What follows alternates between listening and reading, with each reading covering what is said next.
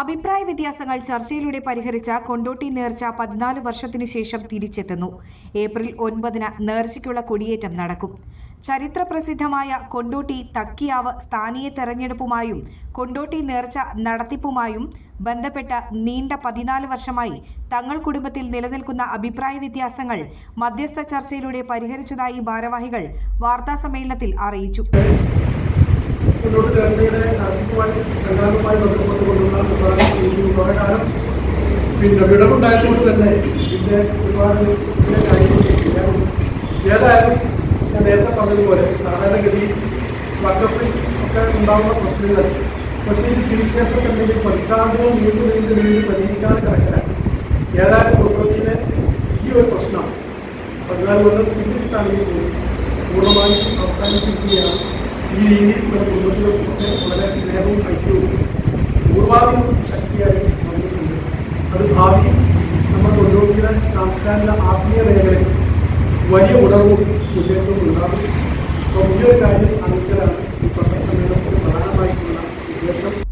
സമവായമുണ്ടാക്കുന്നതിന് നഗരസഭാ വൈസ് ചെയർമാനും വാർഡ് കൗൺസിലറും കൂടിയായ അഷ്റഫ് മടാൻ, മുൻ പഞ്ചായത്ത് പ്രസിഡന്റ് KK ആലി ബാപ്പു, KP ഹുസൈൻ, P അബ്ദുറഹിമാൻ, പാലീരി കുഞ്ഞു, പുതിയറക്കൽ സലീം, പുലാശ്ശേരി ബിച്ചു എന്നിവരടങ്ങിയ 7-അംഗ ഉപസമിതിയെ ചുമതലപ്പെടുത്തിയിരുന്നു.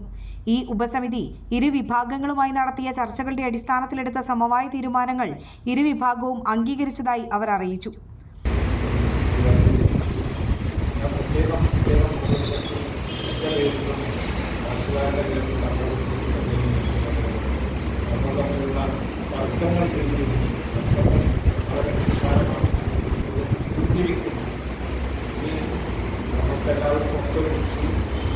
സാംസ്കാരിക പാരമ്പര്യത്തിനനുസരിച്ച് ഭംഗിയായിട്ട് ആരോഗ്യപരമായിട്ട് നടത്താനുള്ള സഹായം നല്ല ഭാഗത്തുനിന്നുണ്ടാവണം.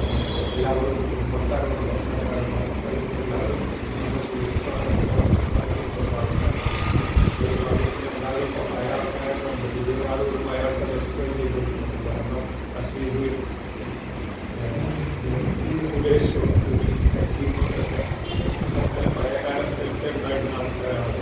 ഇതുമായി ബന്ധപ്പെട്ട് കോടതികളിലുള്ള കേസുകൾ ഇരുവിഭാഗവും പിൻവലിക്കുമെന്നും അവർ പറഞ്ഞു. കൊടികയറ്റം കഴിഞ്ഞ 1 മാസം പിന്നിട്ടാൽ പരമ്പരാഗത രീതിയിൽ നേർച്ച നടക്കും. എന്നാൽ സ്വാഭാവികമായും കൊണ്ടോട്ടി നേർച്ച ആരംഭിക്കുമ്പോൾ ഉണ്ടാകേണ്ട പ്രധാനമായ കാര്യം തക്കിയേറ്റ സ്ഥാനിലേക്ക് ഉണ്ടാവുകയാണ്. തക്കിയേറ്റ സ്ഥാനങ്ങൾ ഉണ്ടാവുകയും നേർച്ചയുമായി ബന്ധപ്പെട്ട കർമ്മങ്ങൾക്കും തക്കിയാവിൻ്റെ ഭരണകാര്യങ്ങൾക്കും നേതൃത്വം കൊടുക്കാനും ആത്മീയ നേതൃത്വം ഒരു ആത്മീയ കേന്ദ്രം ഒരു ആത്മീയ നേതൃത്വം ഉണ്ടാവുക എന്നത് നേർച്ചയുടെ നടത്തിപ്പുമായി ബന്ധപ്പെട്ട് പ്രധാന കാര്യമാണ്. 14 വർഷത്തിനു ശേഷം തിരിച്ചെത്തുന്ന നേർച്ച നല്ല രീതിയിൽ പൂർത്തിയാക്കാനുള്ള ഒരുക്കങ്ങൾ ആരംഭിച്ചു കഴിഞ്ഞു. എയർ 1 കൊണ്ടോട്ടി.